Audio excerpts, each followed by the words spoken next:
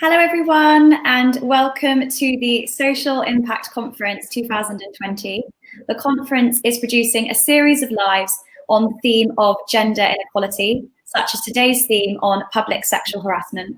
The conference will be interviewing a number of experts and advocates in order to raise funds for various organisations, NGOs, projects and campaigns relating to gender inequality. My name is Phoebe Sennett, and I am training to be a lawyer, and I'm also the Europe leader for Girl Up, a United Nations Foundation charity founded in 2010.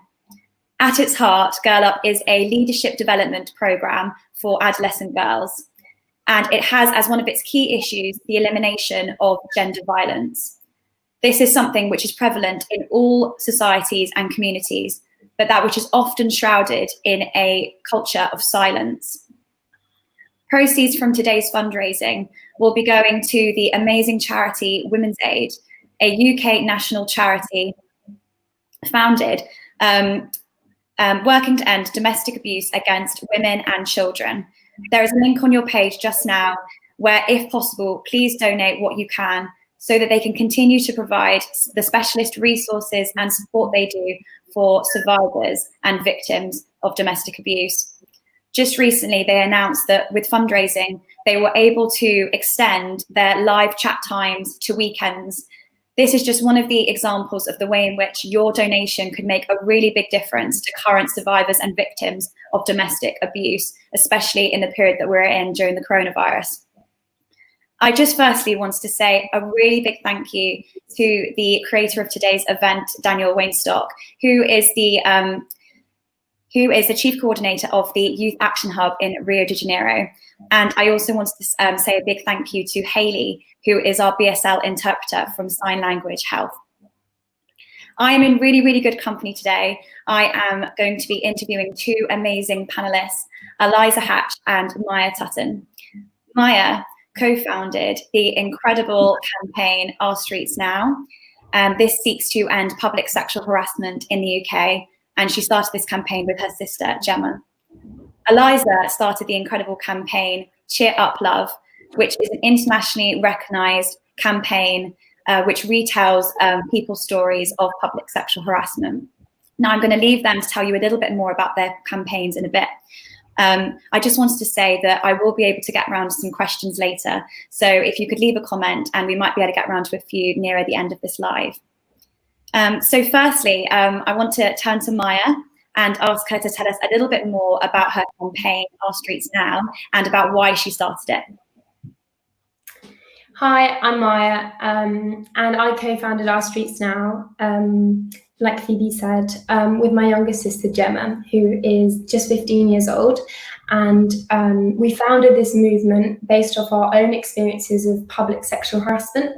So that's any sexual harassment that happens in a public space, such as the street, public transport, or a gym. And our aim is to end public sexual harassment through cultural and legislative change. So we have lots of different parts of the campaign. One of our key goals is to raise awareness about the violence of PSH, and we use our Instagram, Our Streets Now, to create art and share testimonies of this form of gender-based violence. The other part of the campaign, the legislative side, is calling on the UK government to introduce specific legislation tackling public sexual harassment. We were very much inspired by the French approach, which was introduced in 2018, that is specifically targeting this violence. And we are very keen on emphasising the fact that our legislators should be speaking out and acting against the most common form of violence against women and girls, which is public sexual harassment. Thank you, Maya. And turning to Eliza, could you also tell us a little bit more about the campaign Cheer Up Love, why you started it, and how many girls you have and women you have impacted so far since its creation? Yeah, sure. So I began my campaign Cheer Up Love in 2017, and it's basically a photo series that retells accounts of sexual harassment and street harassment. I started the campaign after I was told to cheer up by a man walking past me on the street, and I first began to question all of the reasons why that was an acceptable thing to say to me. And it made me feel a huge array of emotions. At the time, I felt guilty for not looking happy. I felt self-conscious about my appearance, and angry that a total stranger had told me how to feel and how to look, with, you know, complete disregard to the kind of day that I might have been having, and only knowing that I was a woman. And so from that point, I started to challenge it and question it, and went to speak to some of my female friends. And we basically ended up discussing all of our experiences of sexual harassment that we have on a day-to-day basis. And then this kind of escalated to the point where we were talking about the most horrendous things, like they were the most normal thing, you know, in the world. Yet it was only until my male friends interjected into the conversation with their complete disbelief and shock, and, you know, they were challenging us as well, and saying, you know, these things are compliments, and this is flattery, you know. It was only at that point that I realized that there was a complete disparity between the things that me and my friends were experiencing, and the things that my male friends were experiencing. And at that point, I realized that there was this huge lack of awareness surrounding sexual harassment. And that's kind of when I decided I wanted to do something about it. So the aim of the campaign is basically to raise awareness about sexual harassment, and in doing that, I basically revisit the place that women experience sexual harassment, whether that's like a busy street, a train station, and then I photograph them in the place that it happened, and use it as a stage for them to speak out on and reclaim the space and the experience, and then publish the story and the photograph on my social media and website. Thank you, Eliza. And for both of you now, maybe starting with Maya, you've both been able to successfully create a space in which victims have been able to account their stories to you, and you're able to share them and have their voices heard. What would you both say is the importance of having this and being able to have their voices heard and shared on such highly recognized platforms? Starting with Maya. Yeah, I think in that way, actually, what Eliza's doing with Cheer Out of Love and what we're doing with Our Streets Now is really similar, because what we're saying is that your story is important and that it should be listened to, and that what is swept under the carpet and accepted and normalized, completely trivialized in our society, is actually can be incredibly impactful and hurtful. And I think what we found through Our Streets Now is that giving victims, survivors, whatever word they choose to have, the space to kind of share a story and then have it turned into art very often, or just shared as a testimony on our page, can really have a profound impact on their own relationships with public sexual harassment, with their bodies, and it can be really, really impactful. And I think it's something that's often overlooked as being an important thing.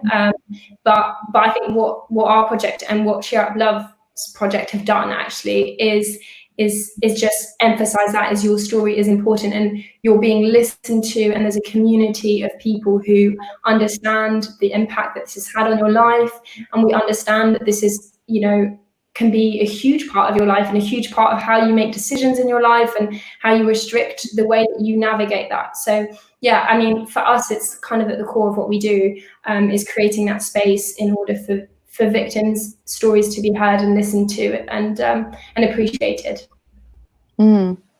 Yeah, it's definitely, it's something which I came to terms with quite late with my project, because when I started doing it, my main aims were just to raise awareness. I didn't really think that it could be anything other than like a sort of educational platform. But it was only after speaking to numerous women, after kind of retelling their stories, that I was getting the same kind of feedback. And that feedback was, you know, this was a really empowering experience for me. I feel like I've reclaimed a sense of, you know, my body and that space and my past, and I feel like I've turned, you know, negative experience into something positive.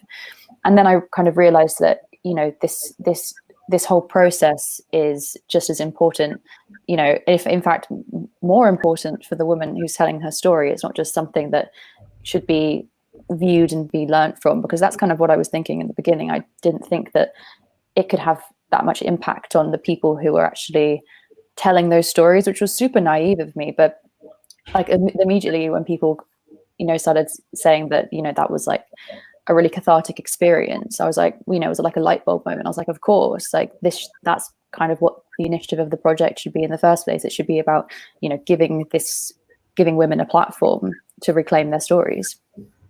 And were both of you expecting such a big response in terms of people actually wanting to give their accounts? Because, on the one hand, you could say, you'd be concerned that they might be re-victimizing those people, not wanting to look back at those experiences. But what both of you have found with your really successful campaigns is that, I imagine you have lots of women and girls actually coming to you wanting to tell their story.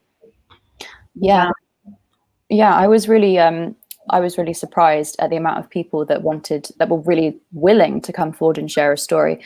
Like right at the beginning, it was a kind of case of me asking a few people, but then as soon as I asked a few people and shared a few stories, it was kind of just like a snowball effect. Like everyone was wanting to share their stories, and everyone was keen to kind of get these things off their chest that they've been keeping to themselves for years and years and years. And I think the reason why women and girls are so kind of up for sharing their stories and kind of telling the world about these things is because it's something that we don't get to speak about in our day-to-day lives, and often we are silenced in the moment that it happens. Often you don't get to say anything back when you do experience sexual harassment, so it's actually a way of saying something back in a moment that was kind of taken from you. Yeah, giving them kind of control of the narrative a little bit more as to what they experienced. Yes. And also wanting to focus on how people can experience it differently. So in terms of kind of homophobia, racism and transphobia and all other forms of discrimination, which impact on the way in which, people suffer from public sexual harassment. Could you please talk a little bit further about how both of you have formulated your campaign so that it is adapted to be inclusive of all individuals in the different ways that they have experienced public sexual harassment, and how you've kind of dealt with that? Maybe starting with Maya. Yeah, so I think that's absolutely at the core of what we try to kind of talk about, and it's also why we try to be led by the stories that are sent to us, and I think that's really important because we hear about one body, we hear about one experience, and it's a white experience, and it's a cis experience, and it's a het experience, and we're very aware, my sister and I, as white women as well, that there are a lot of dynamics within running a campaign where you have to just kind of.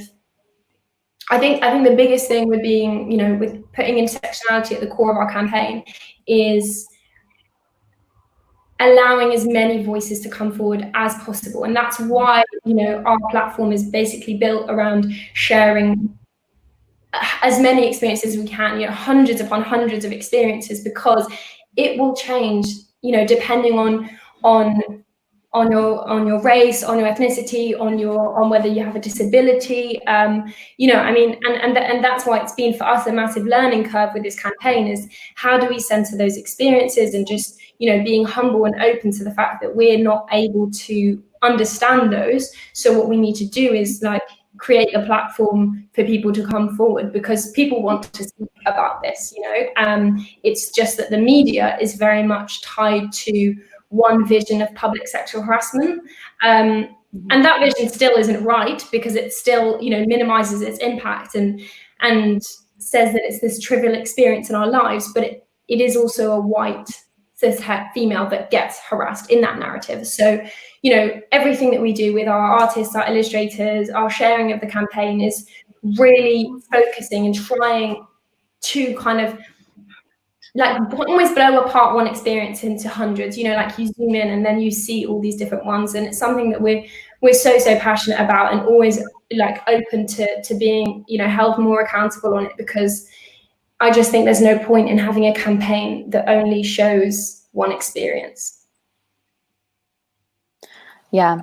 So with I completely agree with everything that you said. It's kind of, we've both created these platforms that we haven't centered ourselves in. We run them, but the main aim of them is to platform other people's stories. And I think you do have to be, you do have to be very aware and very conscious that you don't want to be the mouthpiece for every single woman or person who has a story of sexual harassment to share, because, you know, obviously, you know, I'm also a cis white woman, and I'm not the voice of all of the people who are coming forward and sharing their stories, which is why from day one I've always been extremely conscious of having more of a, almost like a curatorial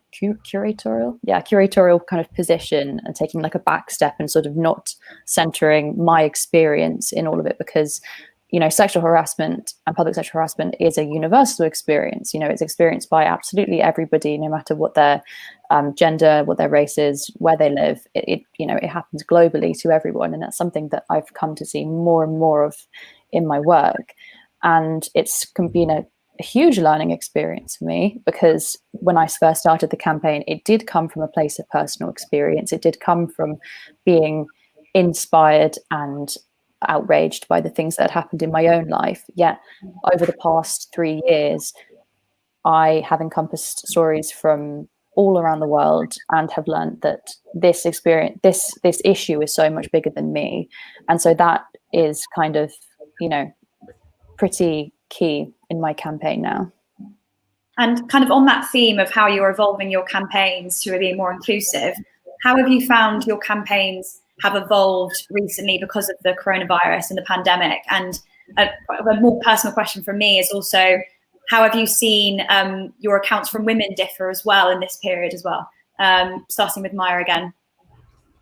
Yeah, so, well, when COVID first hit, I actually made a very offhand joke to my family of saying, oh my God, I'm finally going to have a break. Because obviously my assumption, very naively, was there's no one on the streets, so no one's going to be publicly sexually harassed. And I was wrong. I was very, very wrong. It's been really disturbing getting the testimonies that we have. It's got scarier, I think. You know, there was research, this is UK-based research, but 1 in 5 girls had been harassed during lockdown about a month in.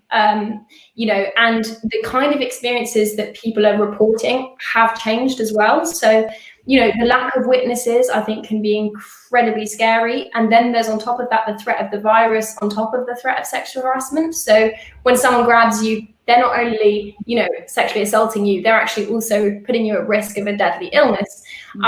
So we've kind of had to respond to this pretty quickly. And some of the stuff that we've had to try and do is get these stories, for example, into Parliament. So there's been an inquiry by the Women and Equalities Committee about how coronavirus has affected women and girls. And we were really kind of keen to get this to the forefront, the fact that women's experience of public sexual harassment has changed. And then also kind of within the media and stuff, we've been trying to really push pieces out there to try and, you know, have society understand that this is continuing during lockdown, but also have, you know, police officers understand that this is going on and try and get some kind of response so that in the short term, women and girls are more supported. Women and girls and gender diverse people are supported, you know, in their experiences of PSH during lockdown. Yeah, I was also unpleasantly surprised to find that the nature of sexual harassment didn't particularly change much in lockdown. It just became more kind of more visible in a way that was, yeah, it was actually quite shocking to me. I wasn't expecting it. I'd kind of almost gotten used to, I don't know, not being harassed as frequently in London. And I think that was just me kind of living in this, like, I don't know, bubble maybe for the past couple of months. But as soon as lockdown happened, and I experienced sexual harassment in a way that made me feel really kind of vulnerable, because the streets were completely empty. And I looked around, and what was once an extremely busy, you know, like a busy street, there was absolutely no one there. And I suddenly felt, oh, okay, this is different. This is pretty scary. So that kind of really made me, you know, reevaluate the entire lockdown and coronavirus and how everything is affecting us. And I put an open call on my social media, and found that, you know, this is something that actually was affecting quite a lot of people in lockdown. So that was pretty frightening. and interesting to kind of gauge. But the way my campaign has changed and adjusted to the lockdown has been, I've kind of like completely switched up the way that I work. So I usually photograph, like revisit the place that the person telling their experience of harassment experienced it, but obviously can't do that anymore because social distancing and just general lockdown. So that's been on complete pause. So instead I've switched things up and I'm now doing FaceTime shoots, which has actually been really kind of refreshing and is a really good way of working. And it was something that I would probably have never have considered before a global pandemic, because I thought, I don't know, just like, oh, well, why would I do that? That sounds stupid. Or I don't know, maybe the quality wouldn't be great. It's just something that I would never have considered doing unless being forced to, but it's actually been really a liberating and freeing way to work. So that's kind of something positive from my campaign. And the great thing about FaceTime shoots, I guess, is that now you might be able to reach more women who are in completely different areas that you might have been able to reach physically. Yeah, totally. So I'm doing a shoot with someone in New Zealand like later today, and then Australia on Wednesday, and that's just obviously something that it's crazy that it's taken 3 years for me to think about different ways in which I can work to make what I do more mobile. But yeah, it's been a good kind of a positive thing to come out of the coronavirus. And Maya, you mentioned earlier a bit about legislative action. Do you worry or are you concerned at all that the coronavirus, I know recently I read that gender reporting for pay has been delayed for the moment, it's been put on pause. Do you worry that your actions towards making public sexual harassment illegal will be in any way delayed because of this period, or you're not concerned about that? Yeah, no, I mean, it has, really pushed back our timeline quite massively. But I mean, everything's been disrupted, My worry is that the disruption will be, and it will be gendered and racialized, and the way that it impacts, different groups is obviously dependent on the oppression that they face. And so, I'm very worried actually about just gender rights, women's rights in general in the UK and across the world, and how COVID will, set us back because we're already moving forward pretty slowly. And I think COVID has been a very damaging thing, which is why Our Streets Now was one of the campaigns to support the Fawcett Society and asking for an independent investigation about a special report essentially on the differential impact that it will have on different people, COVID.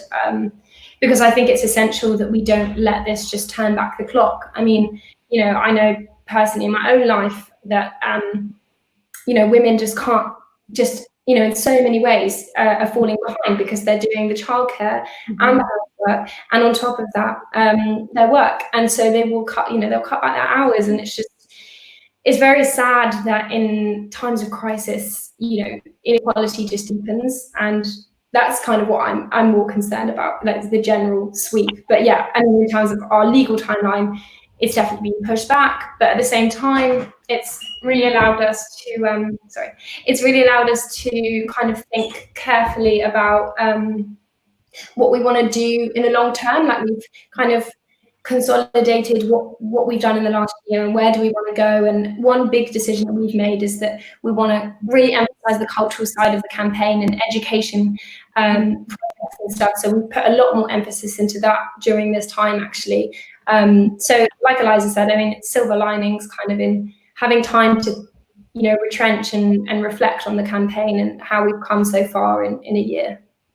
Definitely. But as you say, I mean, there's more increasing importance on what you both are doing, and you haven't had any less people come forward needing help. So hopefully, the pressure can still be placed to make some change. And kind of links to that, both of you, what solutions do you and do your campaigns propose to end sexual harassment in the UK? Maybe starting with Eliza. So the forefront of my campaign has always been to increase awareness and to encourage people to come forward and share their stories.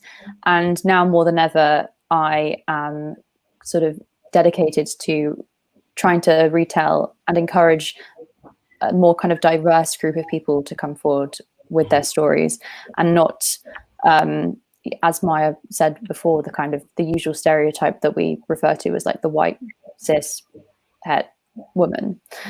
So now more than ever, I'm trying to kind of broaden and diversify my campaign and highlight all of the stories and encourage more and more people from different backgrounds to kind of share their experiences of harassment, to raise as much awareness as possible. Yeah, and so we also very, we care a lot about awareness and conversations. I think, you can't, there's no price on like a real genuine conversation about public sexual harassment between parents and their children, or a teacher in a class. I mean, I think this is a societal issue. We need to kind of get past the idea of it being a compliment. We need to get past, there's so many taboos and myths and misunderstandings around public sexual harassment. Like Eliza, I'm really, really passionate about raising awareness about this issue and starting conversations.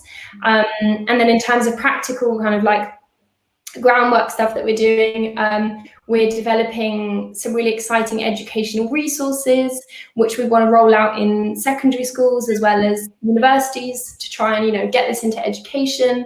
We're also kind of starting to think about how we might get these conversations into gyms and, running. I mean, for me, sport, public sexual harassment during sport is an issue that's really close to our heart, because it's a really important way to improve your own mental and physical health, and it's being denied to women and girls predominantly because of public sexual harassment. And then also, obviously, our petition, which please do sign it, it's change.org/OurStreetsNow, is now on 207,000 signatures. So we're steaming ahead with the legal side of things and trying to find the best legislative solution to the problem of public sexual harassment, but very much aware that can only have a real impact if that societal groundwork that our project and projects like Eliza's are having to do. Is there anything that you would say to our viewers that they could potentially be doing, let's say on a day-to-day basis, in order to help this issue or to help support this issue? I would definitely say sign Maya and Gemma's petition. That is one action you can take to help things along. But also it's really important to adopt these and have these conversations in your day-to-day life as well. It's one thing to, follow things on social media and like things and share things. And that's amazing at creating momentum and feeling like you're part of a community that can make change. But a lot of the real changes happen with, inside your group of friends, talking to your male peers, talking to your brother, your sister, talking to your family. Some of the toughest and the realest conversations, but some of the times which I felt like I've had the most progress have been, talking to my own male friends and talking to my, cousins or uncles or, people who used to, laugh and tell me to cheer up. Now we're having serious conversations about that kind of thing. And I think, as well as signing petitions and getting things going online, it's good to kind of bring it back to a smaller and more kind of personal level where you can engage with the issue and change people's minds. Agreed. So anyone, if they have any questions, please let me know and I'll be able to talk about them in a bit. Just another question for both of you. What message would you like to convey to those watching, and even maybe including those who potentially have already been victim to public sexual harassment? Maybe starting with Maya. Yeah, so the first message always, if you have been a victim or a survivor, is it wasn't your fault and you're never to blame. And, Our Streets Now is always here to listen and share your experience. Obviously, we're not a counselling service, but we give testimony both in creating art and then also in lobbying for political and legislative change. So you are heard by us and we are listening. If you're a perpetrator, then well, thank you for listening, because this is the first step, and I hope it, makes people reflect on what their behaviour in the past has been, and not perpetrate public sexual harassment or sexual harassment of any kind again. And yeah, in terms of getting involved with the campaign, I mean, our social medias are all Our Streets Now. We'd love to hear from you. We'd love to hear your story if you'd like to share it. You can also share it through our website. Obviously, sign the petition. But I honestly really do share Eliza's emphasis on conversations, because for me, it's like the face-to-face stuff that's going to change society. So yeah, my biggest thing would be have a chat with the people around you. Talk to your teachers, get them to do, an assembly. I mean, there's so much you can do kind of within your local community, and it's only with everyone, taking up the cause of PSH and really, converting words into action, that we'll see a true cultural change on this issue, I think. Mm-hmm.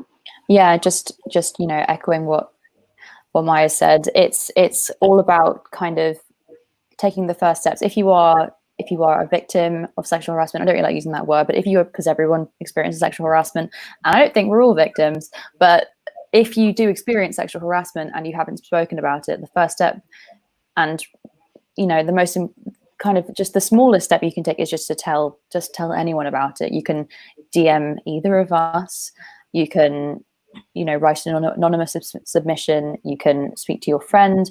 Just telling like one person can make it just so much better, and know that you're not alone, because it is experienced by so many people around the world. So if you just by sharing it, it's a great way of kind of dealing with the trauma and all of the things that we kind of internalize, like shame and things that we shouldn't have to.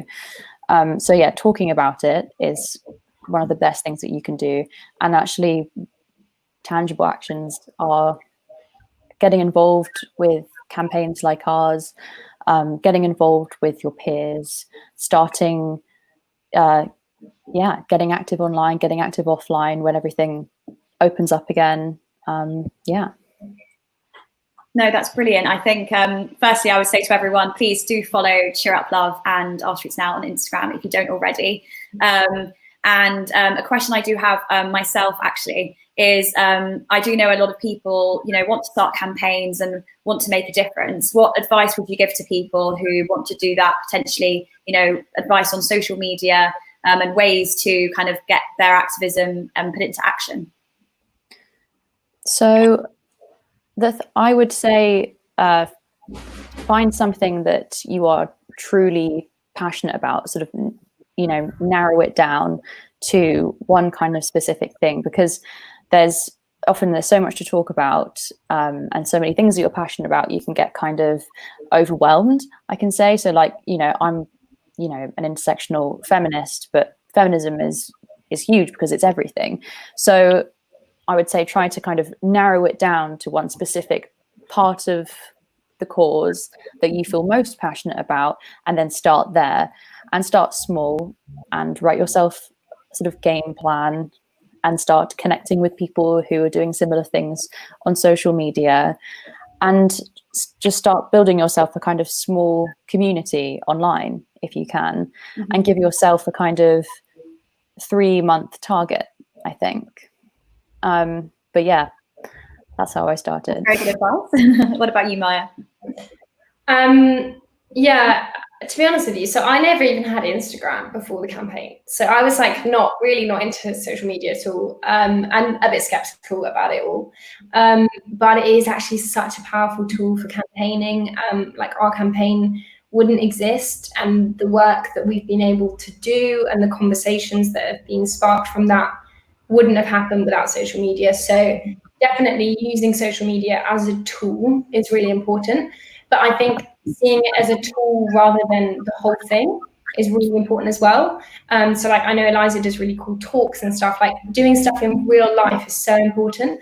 And I think also a big thing that I'm passionate about is kind of being local and seeing like within your school, within your friendship group, like, really, I think there's this new thing about especially young women and activism, and and that's great, and it's so, you know, empowering and powerful. But I think there's also so much credit in the local and in the small, and that doesn't get recognized by anyone. But I think, you know, doing one assembly at school about PSH, or you know, getting your teachers to you know, sign up to, you know, teaching about racism in schools. Like, there's so much you can do within your own local community, and that is so powerful, and it's so impactful. And yeah, like, every little helps. So, you know, you don't have to start a national campaign, and you don't have to have a massive Instagram. You can just enact like small, really impactful changes within your local community, and that's amazing too. No, I agree. And I suppose this is more kind of linked to that. And for Maya, I know that Eliza's campaign really does transcend borders, and it's, you know, internationally recognised. And I know that, Maya, you are wanting to make public sexual harassment illegal in the UK. Do you ever see in your future planning this moving to other countries? Do you see yourself expanding internationally? Yeah, well, I mean, you asked early on, like, were you expecting this response? And we weren't. Like, it was just, you know, we started this petition because we were angry, to be honest. It came out of anger at public sexual harassment. And yeah, so we never thought it would get to this point. So, like, even starting to think, like, internationally is just a bit crazy. Yeah, but at the same time, I mean, it's what Eliza said, like, it's a universal fight. And I do really think that public sexual harassment as an issue is belittled. Even, like, I think within the feminist conversation, it's not spoken about enough. You know, I've been in conversations where people say, well, wolf whistling is not that bad. Like, we need to focus on, like, more serious forms of violence against women and girls. And of course we do, but, you know, it's a spectrum of violence. And I think, you know, really being honest about the lower end of the spectrum and really tackling that. And I think, you know, we can get started there, and I think it's really important. So I definitely, you know, we encourage and want to help campaigns all across the world, and we've had like a few campaigns start, like one in India and stuff. So definitely, like, we're happy to kind of encourage and get this moving internationally. But that's just one of me and one of my sister. So I don't know whether we could run it internationally, but definitely we want to get this conversation going around the world. Well, I mean, I could honestly speak to you both for hours. I've got so many questions. I guess my final one would be, if anyone else doesn't have any questions, is that I know you mentioned, Maya, the importance of education and how you're trying to get out a few educational resources. Would you say education is the number one thing that needs to have, you know, a change needs to happen within education in order for us to see a change, you know, later on when victims come with their accounts of what's happened? Do you think that's the fundamental thing that needs to be worked on right now?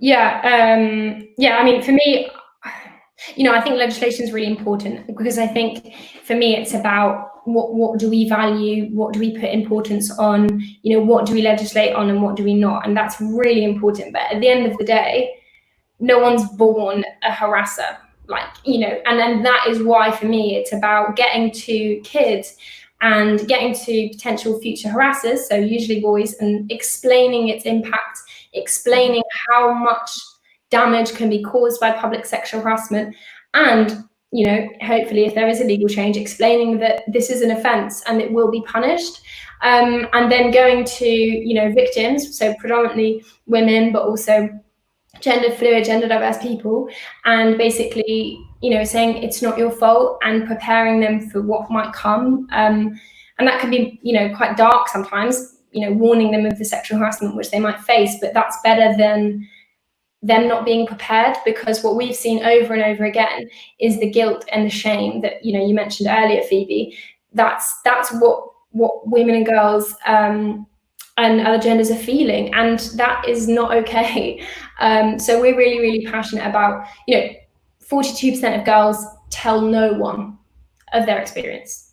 So we just want to get to that 42% and let them know that it's not their fault, that they can share their story, and that we're here to listen. And what do you think, Eliza?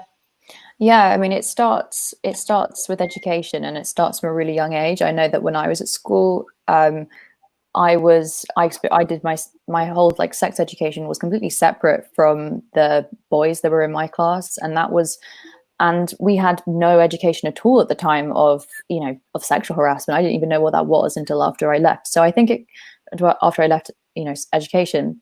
So I think it really starts at a super young age, about kind of reinforcing what is an unacceptable way of behaving, what is an acceptable way of behaving, and kind of also encouraging, young girls and people to speak out if they do experience things and challenge those things, and kind of reinforce the idea that these things shouldn't be taken for granted. They shouldn't be taken as normal, and they shouldn't be normalized in society from such a young age. And I think that by doing what we're doing and encouraging people to speak out, from all ages, it's kind of challenging the stigma head on. And I think that needs to be encouraged. Well, thank you both so much for joining me in this conversation, and I hope you all have a lovely evening. I just wanted to remind you all about the link on our page to donate to Women's Aid. As I said, any donation will be really welcome. They've seen an increase in demand for their services throughout coronavirus, and will really appreciate any donation you're able to give. And we really appreciate your generosity. And please do follow Sign Language Health, Our Streets Now, and Cheer Up Love. And thank you all. Yes, have a good evening and a good weekend.